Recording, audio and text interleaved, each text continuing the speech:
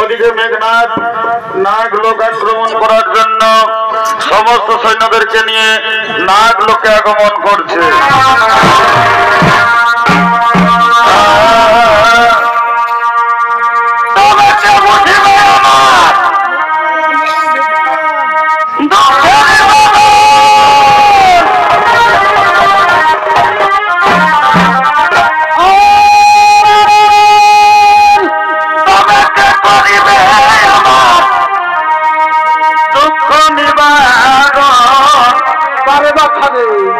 ওই আমি ভেবে ভেবে হইলাম জোড়াগো শয়নে স্বপনে কি হলো জাগরণে শয়নে স্বপনে নিশি জাগরণে ওই আমি ঘুরে বেড়াই কেমন পাড়া গো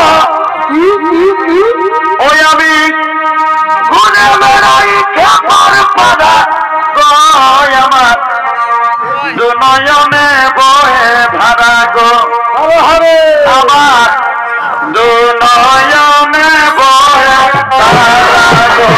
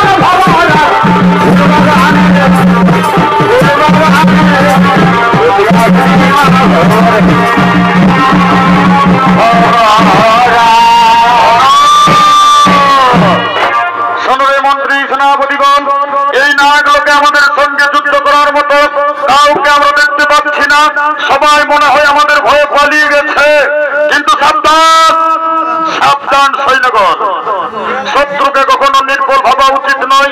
লুকিয়ে থাকা শত্রু হঠাৎ করে আমাদের উপর আক্রমণ করতে পারে।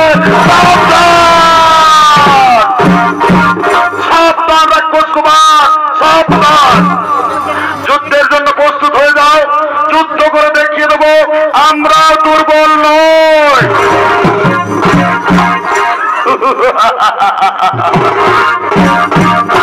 তুমি আমাকে হাসালে সুন্দরী, তুমি আমাকে হাসালে। যদি নাগ জাতি দুর্বল না হই তাহলে কেন কেন নাগ জাতি এই নবকন্যাদের যুদ্ধে পাঠিয়েছে? নাগ লোকে বিজয় পেতে হলে তোমাকে নবকন্যাদের সঙ্গে যুদ্ধ করতে হবে। তাই যুদ্ধের জন্য প্রস্তুত হয়ে যাও রাজপুত্র, যুদ্ধের জন্য প্রস্তুত হয়ে যাও। সুন্দরী, আমরা যুদ্ধের জন্য প্রস্তুত আছি, কিন্তু যুদ্ধের আগে নাগরাজের সঙ্গে শান্তির উদ্দেশ্যে কিছু কথা বলতে চাই। রাজপুত্র, তাহলে তুমি বুঝতে পেরেছ রাক্ষস পুত্র, তোমার পরাজয় সুনিশ্চিত। সুলোচনা, পৃথিবীতে এমন কোন শক্তি নেই যা মেঘনাথকে পরাজিত করতে পারে। নাগ লোক আসার পূর্বে আমার পিতা রাবণ রাজ বলেছিলেন নাগরাজের কন্যা পূর্ব সুন্দর। যদি যুদ্ধ ছেড়ে মৈত্রী সম্বন্ধ হয় তাহলে তুমি যুদ্ধ করো না, তাহলে তুমি সেই নাগ কন্যা সুলোচনা। এই প্রশ্নের উত্তর শোনা তোমার কোনো আবশ্যকতা নেই। ও, বুঝতে পেরেছি, তাহলে তুমি সেই নাগ কন্যা সুলোচনা। আমার পিতা মহারাজ ঠিকই বলেছিলেন, তুমি বীরঙ্গনা, তুমি খুবই সুন্দর। প্রথম দেখাতে আমি বুঝতে পেরেছি তুমি লঙ্কাধিপতি রাবণের পুত্রবধূ হওয়ার যোগ্য। বলো সুলোচনা, তুমি কি আমায় ভালোবাসবে? তুমি কি আমার জন্ম জন্মান্তরের হবে? হে কুমার, আমিও তোমাকে প্রথম দেখাতে ভালোবেসেছি। আজ আমি যুদ্ধ চাই না, আমি আমার হাতের অস্ত্র ফেলে দিলাম। আজ থেকে তুমি আমার, আমি তোমার, দুজন দুজনা। তোমায় আমি দিন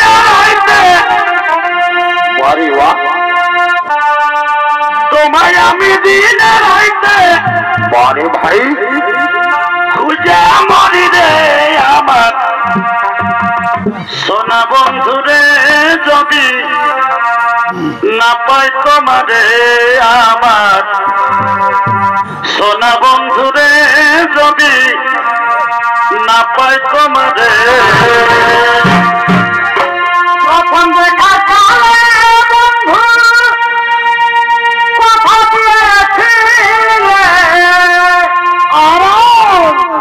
দেখা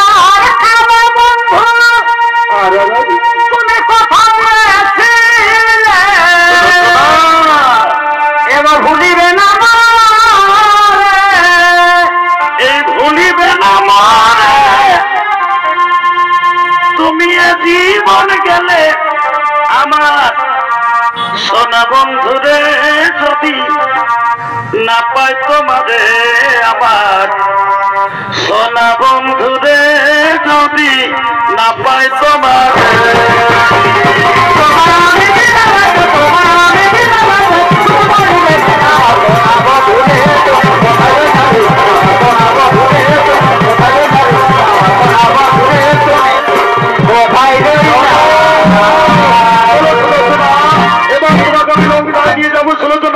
চলো এবার তোমাকে আমি লঙ্কা দিয়ে যাবো।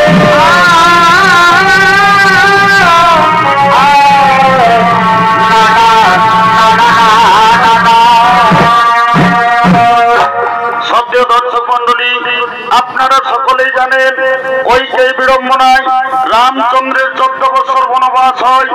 বনবাসে থাকাকালীন লঙ্কেশ্বর রাবণ সীতাকে হরণ করেন। রামচন্দ্র বানর সৈন্যের সহায়তায় সীতা খোঁজ করেন। রামচন্দ্র বানর সৈন্য নিয়ে লঙ্কায় যান এবং শুরু হয় রাম রাবণের মহাযুদ্ধ। মোট 10 দিন যুদ্ধ হয়। লঙ্কার বলশালী যোদ্ধা কুম্ভকর্ণের মৃত্যুর পর রাবণ রাজ একটি সভা ডেকেছেন। ওই সভায় আসছেন রাবণ রাজ, সমস্ত মন্ত্রী সেনাপতিগণ।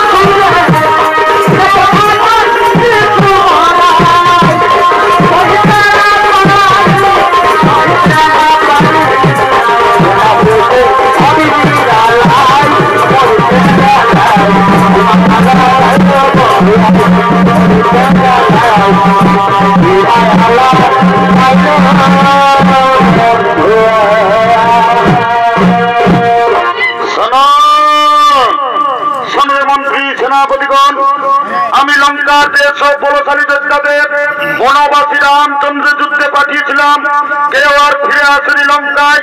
ধীরে ধীরে লঙ্কার সৈন্যবল দুর্বল হয়ে পড়েছে। তাই আর আমি যুদ্ধকে দীর্ঘায়িত করতে চাই না। আজ আমি নিজেই গিয়ে ওই বনবাসীদের আজ আমি হত্যা করব। মহারাজ, মহারাজ, এখনই আপনার যুদ্ধে যাওয়া উচিত হবে না মহারাজ, কারণ আপনার বলশালী পুত্র মেঘনাদ তো রয়েছে।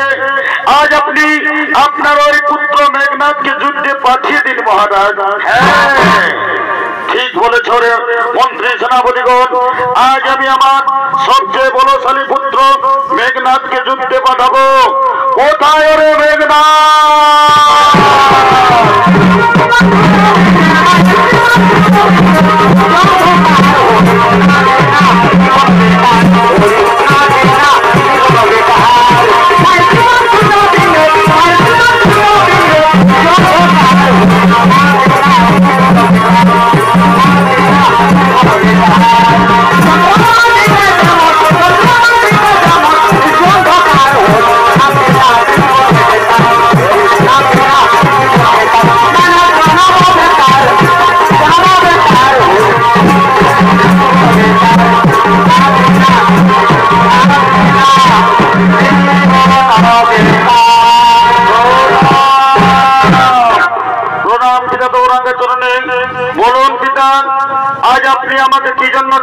পিতা। ওরে পুত্র মেঘনাদ, আমি লঙ্কার যেসব বলশালী যোদ্ধাদের ওই বনবাসী রামচন্দ্রের যুদ্ধে পাঠিয়েছিলাম, কেউ আর ফিরে আসেনি লঙ্কায়। তাই আমি সিদ্ধান্ত করেছিলাম আজ আমি নিজেই যুদ্ধে যাব। কিন্তু আমার মনে হলো আমার সবচেয়ে বলশালী পুত্র মেঘনাদ তো রয়েছে। তাই ওরে মেঘনাদ, তুই আজ যুদ্ধে চলে যা, আর ওই বনবাসীদের মাথা কেটে তুই আমার চরণ তুলে এনে দিবি। হে পিতা, আপনারা রাজ্য পিতা, আজ আমি বনবাসী রাম লক্ষ্মণদের হত্যা করে তাদের মাথা কেটে তোমার চরণ তুলে এনে দেবো। পিতা, আমি যুদ্ধের জন্য প্রস্তুত হয়ে নিচ্ছি। আপনারা অন্দরমহলে যান পিতা, আপনারা অন্দরমহলে যান।